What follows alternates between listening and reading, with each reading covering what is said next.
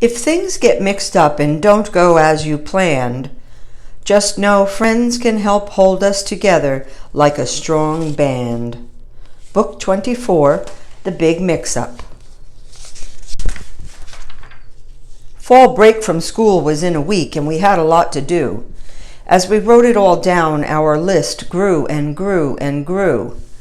Help Ellie can the fruit, help Hannah and her family pack. But first we had exams to take, so we had to stay on track. Each of us had a different subject in which we were strong.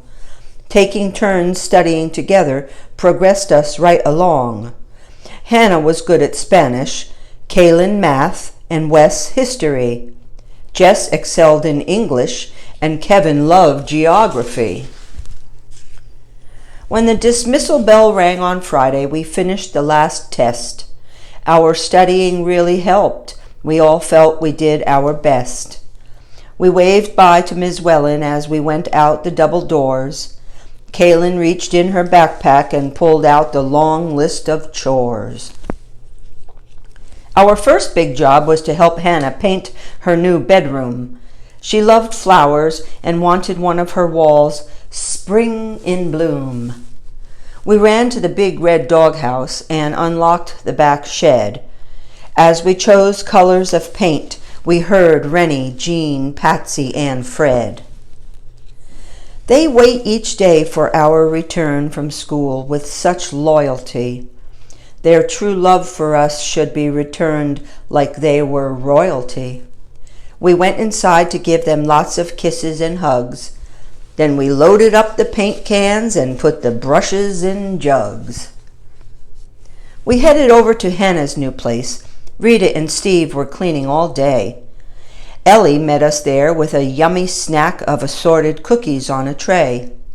She's been testing different recipes that she hopes to sell at her store. The tray emptied fast as we shouted, "Delicious! Please make more!" Then she reached into her apron and pulled out some pet treats. She had made these once before with organic apples and beets. In her hand was a tiny biscuit as she looked around for Gus. Hannah said, "He's in his crate during the move so he wouldn't have a fuss."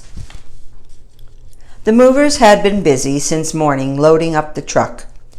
They hoped to drop off the Sanchez boxes before dark with any luck. It was past 7:30 when we finished painting Hannah's room. How awesome it looked, but we had to leave because of the fumes. We took a break and headed to Harry's Deli for something to eat. Hannah's mom and dad hadn't eaten since breakfast. They were hungry and beat.